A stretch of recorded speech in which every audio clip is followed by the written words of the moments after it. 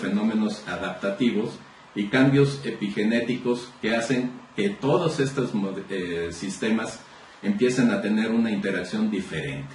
Pero, insisto, esto es una forma muy simple de decir lo que es la modificación de la presión arterial que conduce hacia la hipertensión arterial. Porque en realidad esto es algo mucho más complejo, como pueden ver en esta diapositiva, tomada del libro de Kaplan de hipertensión arterial. En la parte alta de la diapositiva tenemos 6 mecanismos fundamentales que explican la elevación de la presión arterial. Una ingesta excesiva de sodio, aunque sea un poquito más de sodio cada día, o una ligera disminución en nuestra capacidad renal para excretar el sodio, va a hacer que el sodio se vaya acumulando en nuestras arterias y esto va a ocasionar no solo que haya una mayor retención de líquidos y también de sodio, sino que este sodio se vaya acumulando en las paredes arteriales y modifique la función de las mismas. En personas que tienen bajo peso al nacimiento se ha demostrado que hay una disminución en el número de nefronas. Estas personas entonces pueden manejar el sodio de una manera diferente, disminuida. Hay también al mismo tiempo una disminución del área disponible para la filtración de la sangre y esto contribuye a la aparición del aumento de volumen. Ahora, factores psicológicos, medioambientales, el estrés, la depresión, que cada día es mayor en nuestra forma de vida moderna, pues es el mecanismo tradicional que pensamos para la activación del sistema nervioso simpático, el cual a su vez podríamos ver ahí como ocasiona de otra forma también una venoconstricción, y junto de esta venoconstricción con el aumento de volumen lleva a lo que llamamos el aumento de la precarga, la cantidad de sangre que está regresando al corazón y que ocasiona un aumento del gasto cardíaco. Si este aumento del gasto cardíaco en una persona joven se presenta y tiene sus arterias sanas distensibles, esta persona puede manejar perfectamente ese gasto cardíaco y no subirse la presión arterial. En cambio, si la persona ya tiene alguna otra alteración de las que vamos a ver más adelante que hacen que sus arterias no sean tan fácilmente distensibles, este aumento del gasto cardíaco, que también está dado por un aumento en la contractilidad debido a la hiperactividad del sistema nervioso adrenérgico, entre otros factores, pues va a hacer que haya un aumento del gasto cardíaco más o menos constante, y si no hay esa distensibilidad compensatoria adecuada, pues va a favorecer que se vaya elevando la cifra de presión arterial de una manera más acelerada a lo que haría en una persona que va envejeciendo normalmente. Ahora, también tenemos alteraciones en la membrana de nuestras células, en el manejo de electrolitos, en el paso de electrolitos a través de la membrana por alteración de canales iónicos, que pueden dar lugar, junto con la hiperactividad del sistema nervioso simpático, las modificaciones en el sistema renina-angiotensina-aldosterona, a una contracción funcional de las arterias. Si esta contracción se está sosteniendo e impide manejar el aumento del gasto cardíaco, o sin el aumento del gasto cardíaco, pues va a llevar a un aumento de las resistencias vasculares sistémicas. Va a haber un aumento del tono basal y en respuesta a diferentes estímulos en las arteriolas, que va a hacer que se vaya elevando la presión arterial. Volvamos a la parte de arriba donde dice vivienda. Vivienda entendido en el sentido original del término en español, que no es dónde vives, sino cómo vives. Si haces ejercicio, si no haces ejercicio, si para trasladarte a tu trabajo tienes que viajar 3 horas en metro y camión, o si simplemente te bajas por el elevador del penthouse al piso 200 de tu edificio. Entonces, esa forma de vida moderna, las alteraciones en la dieta, la falta de ejercicio, tienen repercusiones importantes en el metabolismo intermedio, con alteraciones fundamentales en la glucosa y en los lípidos, que todos sabemos que conducen a la aparición del síndrome metabólico y que, independientemente de factores genéticos que contribuyan a él, van a hacer que exista un estado de hiperinsulinemia y aparece la obesidad, pero una obesidad patológica que se asocia a muchos cambios, no solo en el metabolismo de la glucosa y los lípidos, sino también a inflamación, a la producción de sustancias vasoactivas que libera la grasa, que induce además la formación de sustancias en el hígado y que van a conducir a que haya un medio metabólico alterado que favorece la vasoconstricción arterial. Esto de la hiperinsulinemia me voy a detener un poco más porque es algo muy prevalente en nuestro país.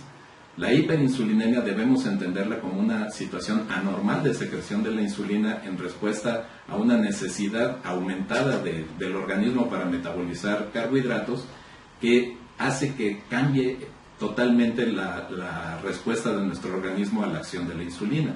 En concentraciones fisiológicas, la insulina es una sustancia vasodilatadora, promueve la función endotelial sana, digámoslo de esta manera, antiinflamatoria, antiaterogénica y de vasodilatación. Pero en cambio, cuando aparece la hiperinsulinemia por múltiples mecanismos que no es el momento de analizar aquí, se da una respuesta de disfunción endotelial. Entonces, aparte de la hiperinsulinemia por sí misma, que es un estímulo trófico que contribuye a la hipertrofia de diferentes órganos, entre otros del miocardio y de las paredes de las arterias,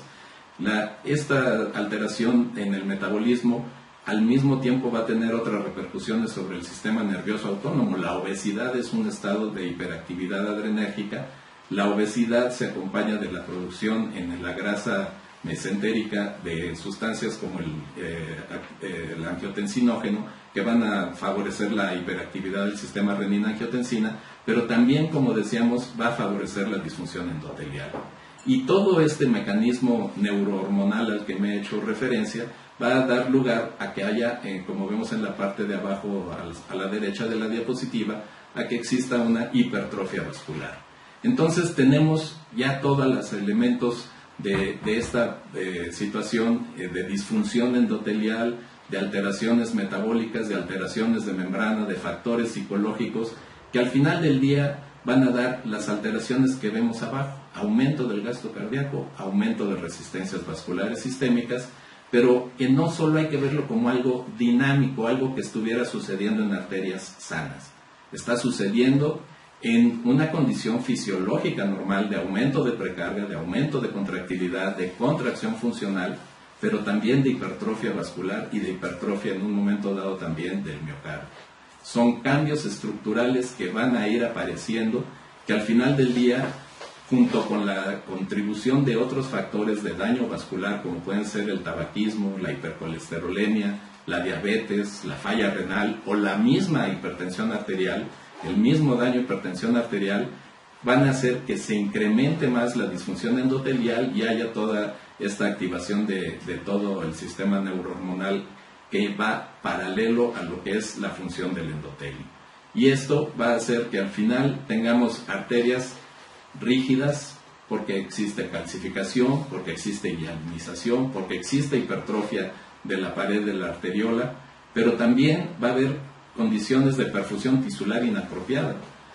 Decíamos que son mecanismos para regular la perfusión tisular, pero la respuesta exagerada en la vasotonía o en la vasoconstricción de las arteriolas va a llevar, junto con los procesos de ateroesclerosis a los que hacemos referencia arriba en las arterias de conducción, a que en las arterias pequeñas, en las arteriolas, existan procesos de hipertrofia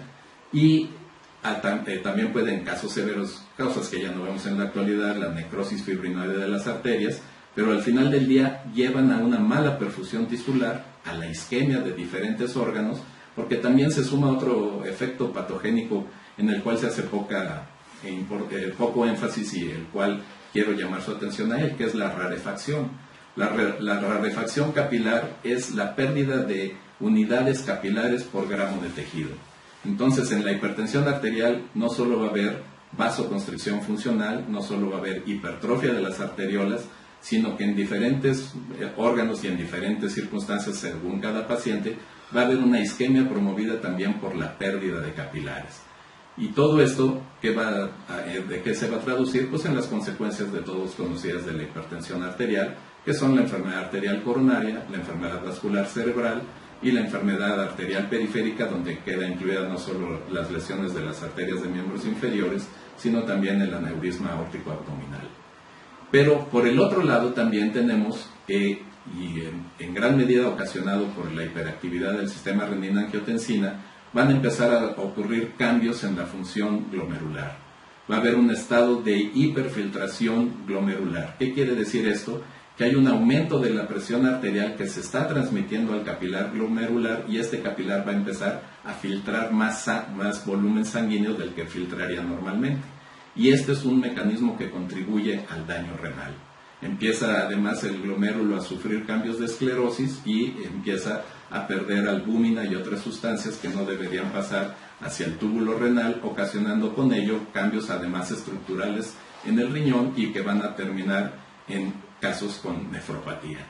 Pero además todo esto también lleva a lo que sería a nivel miocárdico a hipertrofia, a fibrosis, en algunos casos a dilatación y a lo que llamamos normalmente la cardiopatía hipertensiva. La cardiopatía hipertensiva puede manifestarse por una hipertrofia importante del miocardio, con una cavidad reducida, un ventrículo rígido, que al final ocasione una falla cardíaca con fracción de expulsión preservada, o esta misma hipertrofia puede acompañarse de la dilatación del radio de la cavidad del ventrículo izquierdo y ocasionar a la larga una hipertrofia descompensada del ventrículo izquierdo que favorezca la aparición de insuficiencia cardíaca con fracción de expulsión reducida. Entonces tenemos lo que sería daño a nivel de las arterias en todos sus niveles, daño a nivel del corazón y la repercusión fundamentalmente en riñón y en corazón, con la aparición de insuficiencia renal crónica, de insuficiencia cardíaca con fracción de expulsión ya sea preservada o reducida, y también de arritmias cardíacas, fundamentalmente la fibrilación auricular y otras también. Esto es, de una manera muy compleja, lo que está sucediendo a lo largo de muchos años de la vida de un sujeto, y que al final del día podríamos entenderlo con el término de envejecimiento vascular. Todos vamos a tener envejecimiento vascular, pero como se ve en esta diapositiva en la línea azul, es una pendiente bastante aplanada de envejecimiento vascular la que sufre una persona que no tenga factores que lesionen a sus vasos arteriales. En cambio, las personas que tienen lo que está señalado ahí con las letras EVA, que por sus siglas en inglés quiere decir envejecimiento temprano vascular, estas personas van a tener cambios en la pared arterial que van a ser de una pendiente mucho mayor a la que se observaría en las condiciones normales. La hipertensión arterial no es solamente un factor de riesgo, algo que en el futuro va a causar la lesión vascular.